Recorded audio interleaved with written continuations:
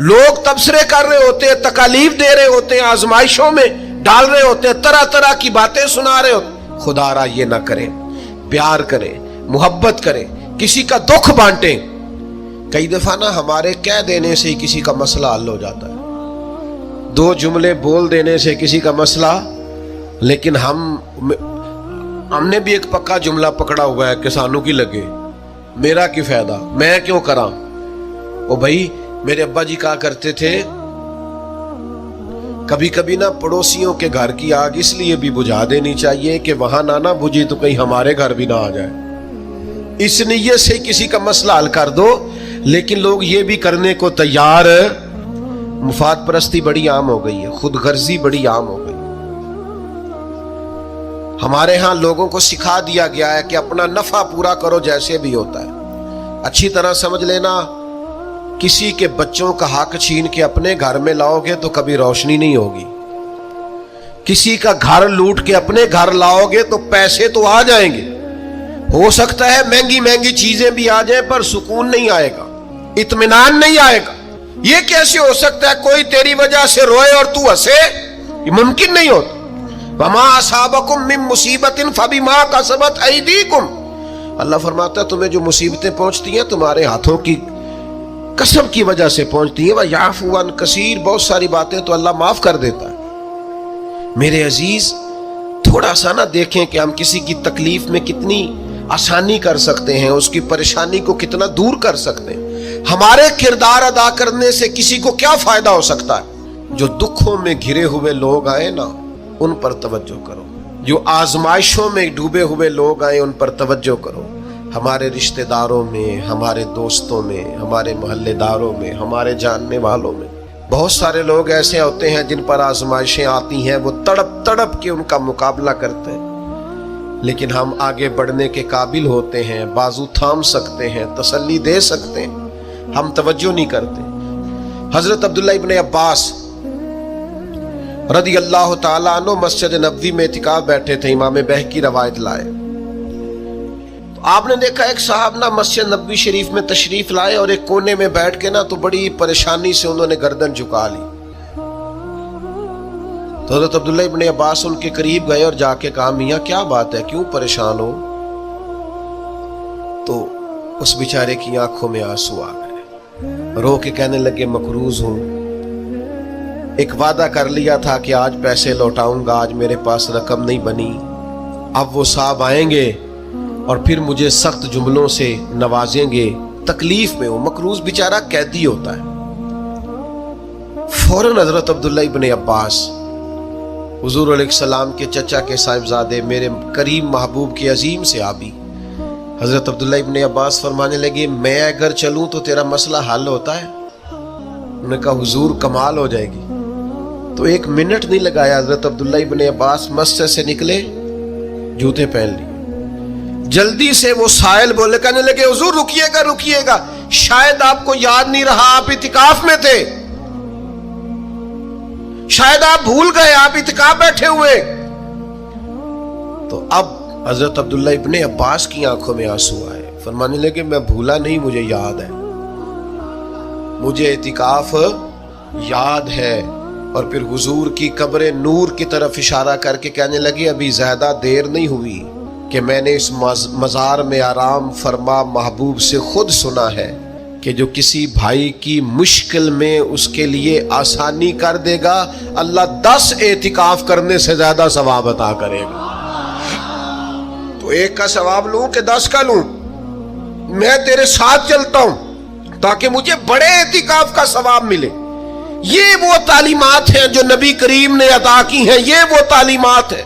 इतनी बड़ी तादाद में आप आए हैं, इतने सारे लोगों में से अगर हम चंद भी बदल जाएं कि आज के बाद हम अपना रवैया बदलेंगे, लबो लहजा बदलेंगे, अंदाज बदलेंगे, हम अपने जाती अखराजात को थोड़ा सा कम करेंगे। आजकल मसला जरूरियात का नहीं, ख्वाहिशात का है। खाना तो सब क्या चलता है, लेकिन मसला ये है कि अच्छा खाना पका हुआ भी हो तो रात को फास्ट फूड खाना है, कपड़े बेहतरीन है, फटे नहीं, कुछ भी नहीं, लेकिन ये कि डिजाइन बदल गया है, लेकिन ये कि मैं पहले भी पहन के फलां जगह पे गया था, لیکن یہ کہ وہ کیا کہے گا کہ اس کے پاس ایک ہی جوتے ہیں، ساری زندگی بندے راضی کرنے پہ لگا دی اور وہ پھر راضی نہیں ہوئے. کچھ ٹائم لگا رب رسول کو راضی کرنے پر، کچھ دیر کے لیے اللہ کی رضا والے کام بھی کر. تو تھک گیا ہے بندوں کو مطمئن کرتے کرتے، کچھ نہیں بنا. کچھ لوگوں کو شوق ہوتا ہے نا میں مشہور ہو جاؤں، میرا نام ہو جائے. تو آپ جتنی مرضی تصویریں کھینچ لیں نہیں مشہور ہو سکتے. یہ تبھی ہوگا جب کریم چاہے گا. ان الذین آمنوا وعملوا الصالحات سیجعل لهم الرحمن ودا. رب کہتا ہے جو ایمان لانے کے بعد نیک عمل کریں گے میں لوگوں کے دلوں میں محبت پیدا کر دوں گا. یہ کوئی وجہ ہوتی ہے، یہ کوئی حکمت ہوتی، یہ کوئی سبب ہوتا ہے.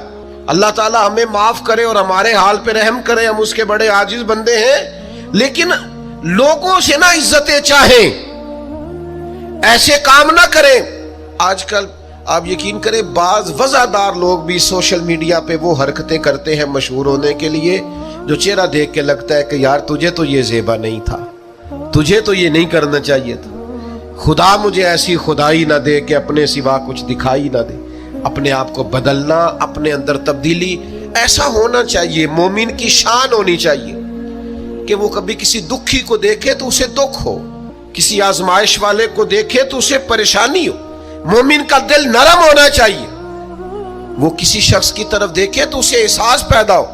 یہ کیا بات ہوئی کہ وہ جناب ساری آزمائشیں دیکھتا رہے، دکھ دیکھتا رہے اور اپنی موج میں بھی لگا رہے. تھوڑا سا دیکھیں قبیلہ مدر کے کچھ لوگ نا، یہ نسائی شریف میں حدیث موجود ہے. قبیلہ مدر کے کچھ لوگ حضور کی بارگاہ میں آئے تھے. ان کے بدن پہ کپڑے بھی زیادہ نہیں تھے، پیروں میں جوتے بھی نہیں تھے اور بھوک سے بھی ان کی بڑی بری حالت تھی. تو صحابہ فرماتے ان کے چہرے دیکھ کر نبی کریم پریشان ہو گئے.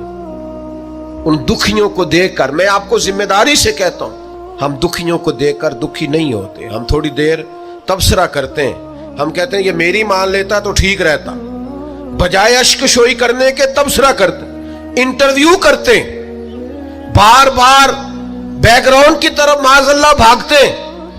یہ ڈھونڈو، تلاش کرو مسئلہ کیا ہے. کہتے ہیں حضور نے ان کو دیکھا تو نبی پاک پریشان ہو گئے اور پھر حضور اندر تشریف لے گئے، پھر باہر آئے اور کریم نے فرمایا بلال اذان پڑھو. حضرت بلال نے اذان دی، نبی کریم نے جماعت کرائی، پھر حضور نے خطبہ دیا اور پھر صحابہ کی توجہ دلائی کہ اپنے بھائیوں کی مدد کرو، ان کے ساتھ تعاون کرو، آگے بڑھو. پھر کوئی اشرفیوں کی تھیلی لایا، کوئی کھانا لایا، یہ سیاستہ کی روایت عرض کر رہا ہوں، کوئی کمبل لایا، کوئی شہد لایا، کوئی سرکہ لایا. حدیث کے لفظ یہ ہے کہ وہ غریب جب کھانا لے کر چیزیں پا کر وہ غریب خوش ہو گئے تو میرے نبی پاک کا چہرہ بھی خوشی سے جگمگا اٹھا. حضور بھی راضی ہو گئے کہ ان غریبوں کا بھلا ہو گیا، ان کے لیے آسانی ہوگی. بھائی آپ اشک شوئی کر کے خوش ہوں، دکھوں کا مداوا کر کے راضی ہوں. ہم گردنیں جھکا کے راضی ہوتے ہیں. ہم کہتے ہیں پھر پتہ لگا سنا کیتیاں سنا معذرتاں میرے کو لو، پھر اتنے منگیاں سنا معافیاں. یہ کوئی مزے کی بات ہے؟ یہ کوئی لطف کی بات ہے؟ گردنیں جھکا کے خوش ہو رہے. حضور کے سامنے تو جب قریش مکہ نے فتح مکہ کے دن گردنیں جھکا دی تھی نا، اس دن بھی میرے کریم نے فرمایا تھا جاؤ تم سے دوسری بات ہی کوئی نہیں کرنی، تمہارے ظلموں کا کوئی صفحہ الٹنا ہی نہیں، جاؤ میں نے تمہیں معاف کیا. تو یاد رکھیے گا کہ اللہ تبارک و تعالیٰ نے نبی پاک علیہ الصلاۃ والسلام کو اس دور میں مبعوث فرمایا جب چاروں طرف آزمائش تھی، گھٹن تھی، پریشانی تھی، تکلیف تھی، لوگ بہت سخت آزمائش کا شکار تھے. تو ظاہر ہے بڑی جلدی تو انہوں نے ٹھیک ہونا نہیں تھا، بڑی جلدی تو ساری چیزیں بدل نہیں جایا کرتی. تو اللہ تعالیٰ نے نا پھر اپنے نبی کو بڑی عظیم شانیں عطا فرمائی. اور ایک مقام پہ قرآن مجید نے ارشاد فرمایا کہ فَبِمَا رَحْمَةٍ مِّنَ اللَّهِ لِنْتَ لَهُمْ. اے محبوب اللہ کا کیسا فضل ہوا، رب کی کیسی مہربانی ہوئی کہ آپ اپنے غلاموں کے لیے نرم دل ہو گئے.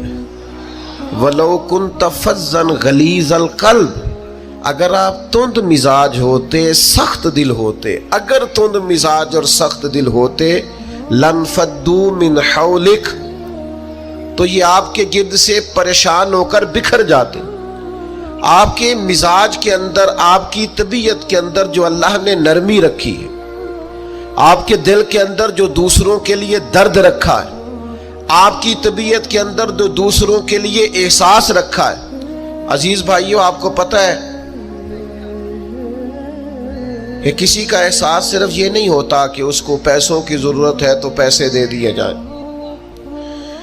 کسی کا احساس صرف یہی نہیں ہوتا کہ اس شخص کو نوکری کی ضرورت ہے تو اسے نوکری دلا دی جائے، صرف یہی احساس نہیں ہوتا کہ وہ شخص پریشان ہے تو اس کا دکھ سن لیا جائے۔